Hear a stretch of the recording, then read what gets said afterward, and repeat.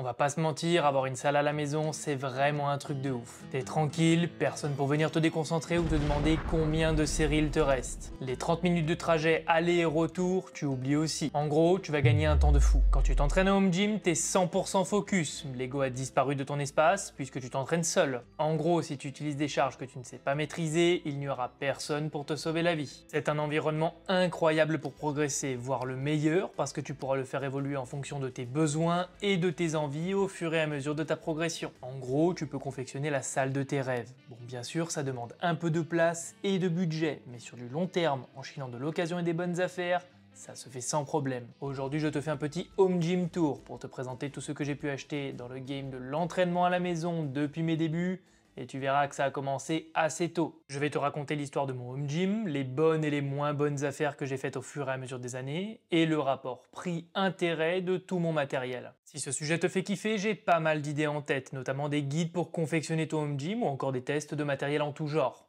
Dans ma dernière vidéo, j'ai ouvert 10 places de coaching 100% individualisées, dans laquelle j'ai bien évidemment pour mission de te faire progresser, mais aussi de te rendre 100% autonome à la fin de notre collaboration. Il reste 7 places disponibles à la sortie de cette vidéo. Si tu es intéressé, rends-toi dans la description et clique sur le premier lien. Tu pourras y récupérer ta première formation gratuite sous format de e-book. Puis si tu veux accéder à mon coaching, prends rendez-vous sur mon lien Calendly pour qu'on fasse ton premier bilan. Allez, on attaque avec les deux premières pièces que j'ai achetées. Le fameux banc multifonction et la barre traction multigrip de chez Decathlon. Deux grands classiques pour tous ceux qui ont commencé la musculation à domicile et avec un petit budget. Bon, faut savoir que j'ai acheté ce matériel autour de mes 17 ans parce que je ne voulais pas passer 3 semaines sans faire de musculation là où je partais en vacances. En parallèle de ça, j'avais le vieux matériel de mon père qui devait avoir une trentaine d'années, qui comprenait 116 kg de poids en 28 mm, une barre en 28 mm également pour faire du développé couché, du squat ou des rowing, et des petits manchons d'haltère en 28 mm également. L'histoire de mon home gym commence donc en 2015 et ne reprendra son cours qu'à la sortie du confinement en 2020. J'ai passé tout le confinement à m'entraîner sur ce matos, mais j'étais déjà super content d'avoir ça quand une grande partie faisait des pompes au poids de corps ou encore des curl biceps avec un manche à balai et des packs d'eau. Vers la fin du confinement, je me suis quand même dit que ça serait pas mal d'acheter du matériel professionnel pour être serein quand je réalise mes mouvements libres et ne pas avoir peur de crever à chaque fois que je sors une barre sur un banc qui tremble dans tous les sens. À ce moment-là, on était encore en confinement et tous les sites de revente de matériel pas cher s'étaient fait dévaliser. Il restait du stock chez certaines grandes marques comme Palini ou Eleiko, mais clairement les marques les plus haut de gamme du marché. J'ai donc fait un rapide comparatif entre Eleiko et Palini et en gros clairement Palini me proposait du matériel à peu près similaire à des prix plus intéressants, tout en sachant que Palini est une marque française réputée pour faire du matériel de compétition en powerlifting et en haltérophilie. En gros, Eleiko c'est l'ultra haut de gamme même sur du matériel semi-professionnel pour du home gym. Et chez Palini, il y a du ultra haut de gamme, mais ils proposent aussi des gammes un peu plus abordables pour du home gym par exemple. Voilà, je me suis donc pris tous les basiques du home gym pour 1844 €. Combien? Ouais, pour la première commande, j'ai pas fait semblant. Dans cette commande passée chez Palini, tu vas retrouver la cage à squat avec sécurité, donc le support à squat P2, que j'avais eu pour 350 € à l'époque et qui en vaut 750 aujourd'hui. La barre olympique de 20 kg qui s'appelait à l'époque barre cross training que j'ai touché pour 348 €. Celle qui s'en rapproche le plus aujourd'hui c'est la macro bar à 349 €. Ensuite j'ai pris un banc modulable donc inclinable déclinable avec le boudin pour être stable sur ton mouvement de décliné puisque j'adore ce mouvement que j'avais payé 651 €. Il est maintenant à 922 €.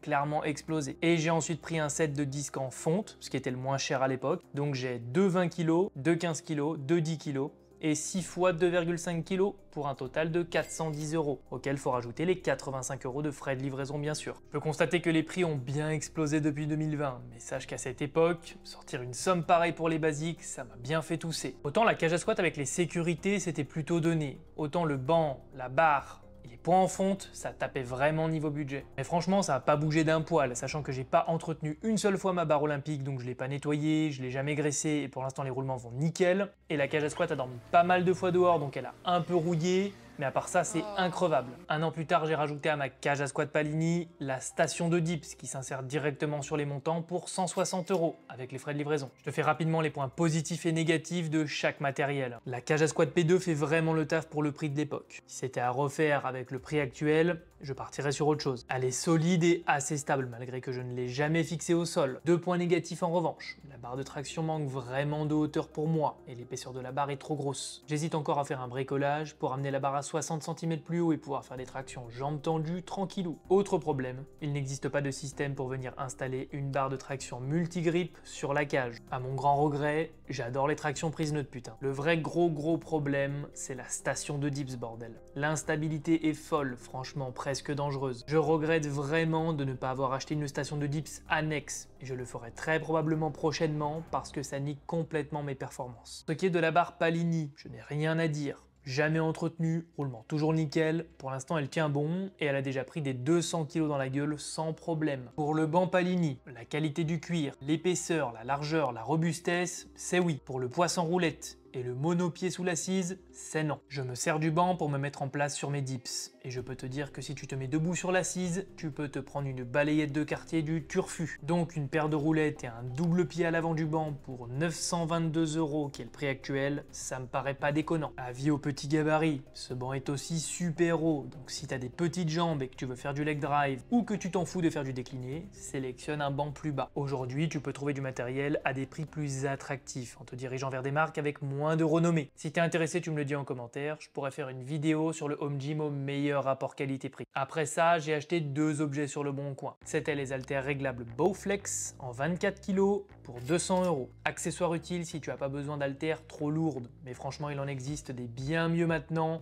pour le même prix. D'ailleurs, je te conseille plutôt les manchons en 28 mm avec fonte, comme ça tu peux monter à l'infini par palier de 1 kg par haltère et ça coûte moins cher. Deuxième objet est un peu coquin, dans le sens où il est vraiment rare et je pense pas que tu l'aies même déjà vu. C'est la Open Bar Deadlift LACO que j'ai chopé sur le bon coin pour 700 € contre 1000 € avec frais de livraison. Bon, clairement cette barre c'est un bijou. Je m'en suis beaucoup servi pour bosser mon soulevé de terre pendant une période, pour faire tout un tas d'exercices comme des fentes, des squats, du rowing et j'en passe. Mais en vrai, 1000 €, sachant que tu peux faire 90% des exercices avec une paire d'haltères, tu peux t'en passer. Un banc que je ne regrette absolument pas d'avoir acheté, c'est mon rowing planche Strength Shop pour 420 € avec la livraison. C'est 100% plaisir. Tu trouveras pas une machine ou un banc avec un meilleur rapport qualité-prix intérêt pour bosser sur du tirage horizontal. Bon, la variété d'exercices que te permet ce banc n'est pas folle, certes. Tu peux quand même faire du rowing, de l'oiseau, du curl biceps, et ça en vaut quand même la peine. Parce que pour moins de 500 €, t'as un super exercice pour travailler tous tes tirages horizontaux avec différentes prises, bien installées et en sécurité. Le seul défaut de ce banc sont les crochets pour la barre, qui sont tranchants et qui vont déboîter le grip de ta barre. Mais Strength Shop a déjà corrigé ce défaut, donc pour le prix,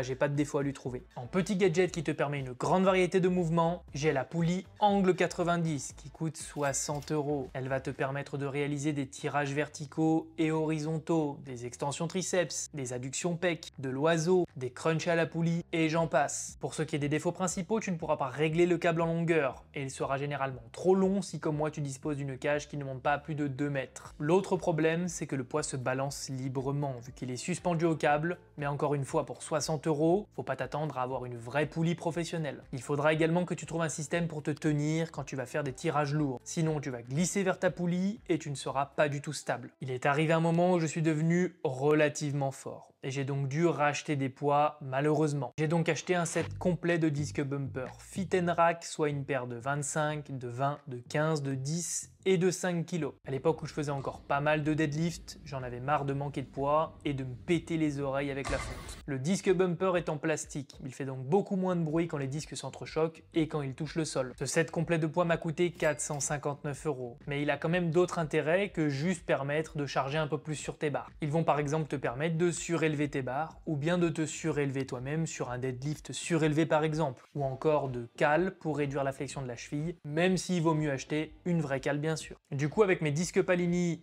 et mes disques Fit & Rack, j'en arrive à 255 kg en 50 mm, auquel tu rajoutes 4 disques de 15 kg en 50 mm que j'avais récupéré d'une salle qui fermait. On arrive au clou du spectacle, la dernière pièce rapportée à mon home gym.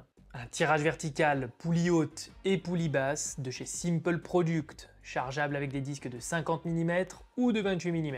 Cette machine, je l'ai prise parce que j'étais trop gêné pour mes tractions sur ma petite cage et je voulais avoir de la variété sur mes exercices triceps et biceps avec une bonne poulie. Coût total de la machine, auquel faut rajouter une barre coudée pour les curls et les extensions triceps, et une barre prise neutre largeur épaule pour mes tirages verticaux, valeur 592 € avec frais de port. Pour ce prix-là, difficile d'en faire une critique parce que c'est vraiment une très bonne machine de tirage semi-professionnelle. La poulie coulit super bien, le fait de pouvoir charger en disque olympique me permet de monter progressivement jusqu'à 250 grammes au total, ce que tu ne retrouveras sur aucune machine de tirage préchargée en salle. Pour les petits bémols, je suis un peu trop grand pour utiliser ma prise neutre. Ma prise préférée bien sûr. Bras détendus, je tape dans le support malheureusement, donc je ne profite pas de l'étirement maximal, mais pas de problème avec une barre droite, heureusement. L'autre petit problème, c'est que la poulie ne pivote pas sur son axe, ce qui ne permet pas d'avoir une liberté de mouvement sur les abductions à la poulie par exemple. Il me reste à te présenter les petits accessoires. Un essentiel du home gym qui va te faire péter un câble si tu n'en as pas au moins un.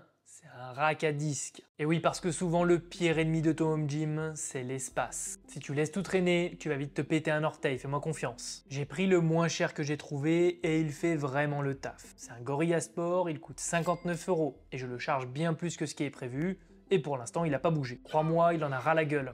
Un indispensable pour ne pas éclater ton parquet ou ton carrelage quand tu vas échapper une haltère ou un disque. Les protections de sol. Là, malheureusement, ça va chiffrer assez vite si tu as de la surface à couvrir. Moi, j'ai opté pour une solution temporaire. En gros, j'ai réutilisé les protections d'emballage de ma commande Palini qui sont ni plus ni moins qu'un rectangle de 2 mètres par 1 mètre en caoutchouc recyclé. Coût de l'opération, 0 € et ça fait le taf. Par contre, ça se dégrade assez vite, c'est pas qualitatif et ça amortit peu. Pas question de laisser tomber une barre par terre par exemple. Ce que je te conseille, ce sont des dalles d'au moins 1,5 cm d'épaisseur et d'1 mètre carré. Tu dois pouvoir t'en tirer pour 30 à 40 € du mètre en fonction de l'épaisseur que tu prends. Au plus c'est épais et au plus ça amortit bien sûr. Donc si tu as prévu de dropper des barres, prends-les bien épaisses. Par exemple, pour 14 mètres carrés, ça va te coûter entre 400 et 600 €. Une petite astuce qui te permet d'économiser pas mal de sous, c'est les dalles Leroy Merlin à moins de 10 € le mètre carré. Elles sont en revanche moins denses et ont donc plus tendance à légèrement s'affaisser sous le poids. Faudrait que j'en achète une pour tester de réaliser un RDL les deux pieds dessus, voir à quel point elle s'enfonce. En autre accessoire, tu peux rajouter tous les élastiques, parce que c'est un super outil pour travailler et ça coûte pas une fortune. Un set complet sur le site Christophe Cario coûte 112 €. C'est un peu moins cher chez Decathlon,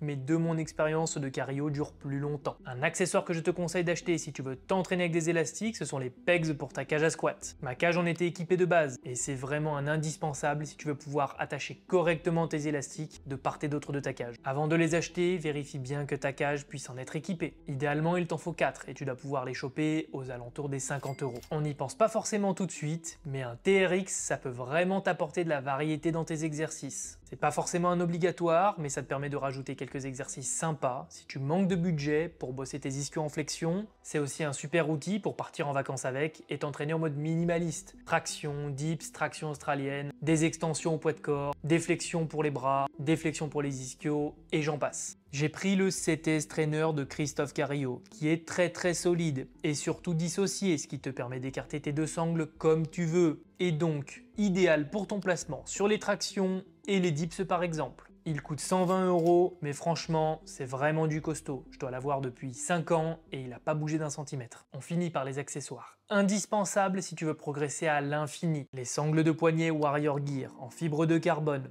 Oui, elles coûtent plus cher que les autres marques, mais elles sont extrêmement résistantes et dureront plus longtemps, en plus d'être plus agréables à l'utilisation. Ça, c'est 20 €. Des sangles de poignet pour stabiliser ton articulation, sur des mouvements de poussée ou sur du squat par exemple. Encore une fois, ceux de la marque Warrior Gear font tout à fait l'affaire, en 50 cm pour une trentaine d'euros. Si tu as une poulie, je te conseille d'acheter des cuffs ou des bracelets pour poignets pour tes isolations d'épaule. Encore une fois, Warrior Gear pour 16,50 €, et non, je suis pas sponsorisé, c'est juste une marque qui fait du costaud. Sinon, tu as celle de chez Simple Product à 10 €. Outil indispensable en home gym.